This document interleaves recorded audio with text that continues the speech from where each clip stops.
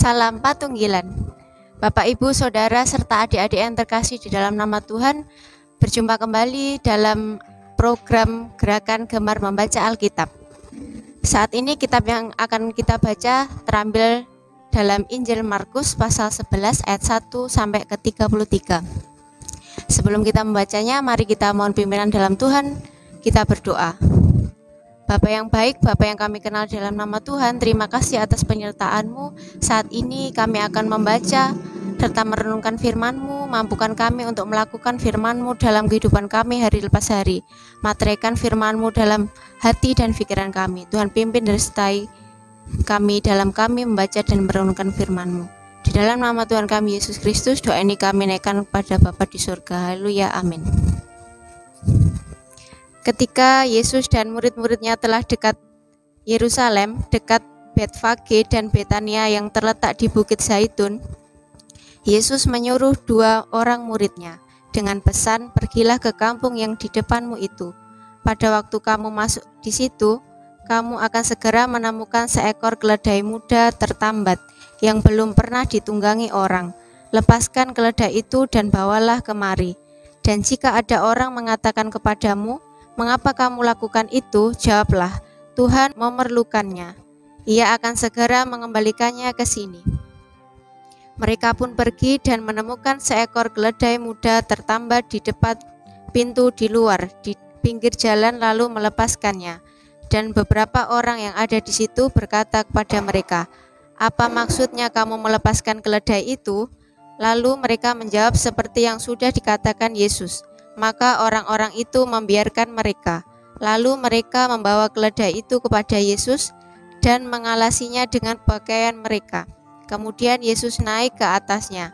Banyak orang yang menghamparkan pakaiannya di jalan. Ada pula yang menyebarkan ranting-ranting hijau yang mereka ambil dari ladang. Orang-orang yang berjalan di depan dan mereka yang mengikuti dari belakang berseru, Hosana. Diberkatilah dia yang datang dalam nama Tuhan. Diberkatilah kerajaan yang datang, kerajaan Bapa kita Daud. Hosana di tempat yang maha tinggi. Sesampainya di Yerusalem, ia masuk ke bait Allah. Di sana ia meninjau semuanya, tetapi sebab hari sudah hampir malam, ia keluar ke Betania bersama dengan ke-12 muridnya. Keesokan harinya, sesudah Yesus dan ke-12 muridnya meninggalkan Betania, Yesus merasa lapar, dan dari jauh ia melihat pohon ara yang sudah berdaun. Ia mendekatinya untuk melihat kalau ia mendapat apa-apa pada pohon itu. Tetapi waktu ia tiba di situ, ia tidak mendapat apa-apa selain daun-daun saja, sebab memang bukan musim buah ara. Maka katanya kepada pohon itu, jangan lagi seorang pun makan buahmu selama-lamanya. Dan murid-muridnya pun mendengarkannya. Lalu tibalah Yesus dan murid-muridnya di Yerusalem. Sesudah Yesus masuk ke bait Allah, mulailah ia mengusir orang-orang yang berjual beli di halaman bait Allah. Meja-meja penukar uang dan bangku-bangku pedagang merpati dibalikannya. Dan ia tidak memperbolehkan orang membawa barang-barang melintasi halaman bait Allah. Lalu ia mengajar mereka, katanya, bukankah ada tertulis, rumahku akan disebut rumah doa bagi segala bangsa, tetapi kamu ini telah menjadikannya sarang penyamun. Imam-imam kepala dan ahli-ahli Taurat mendengar tentang peristiwa itu, dan mereka berusaha untuk membinasakan dia. Sebab mereka takut kepadanya, melihat seluruh orang banyak takjub akan pengajarannya. Menjelang malam mereka keluar lagi dari kota. Pagi-pagi ketika Yesus dan murid-muridnya lewat, mereka melihat pohon ara tadi sudah kering sampai ke akar-akarnya. Maka teringatlah Petrus akan apa yang telah terjadi. Lalu ia berkata kepada Yesus, Rabi, lihatlah pohon ara yang kau kutuk itu sudah kering. Yesus menjawab mereka, percayalah kepada Allah. Aku berkata kepadamu, sesungguhnya barang siapa berkata kepada gunung ini, beranjaklah dan tercampaklah ke dalam laut, asal tidak bimbang hatinya, tetapi percaya bahwa apa yang dikatakannya itu akan terjadi, maka hal itu akan terjadi baginya.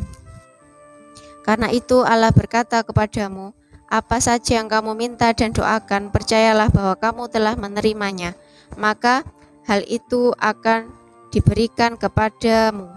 Dan jika kamu berdiri untuk berdoa, ampunilah dahulu sekiranya ada barang sesuatu dalam hatimu terhadap seseorang, supaya juga Bapamu yang di surga mengampuni kesalahan-kesalahanmu.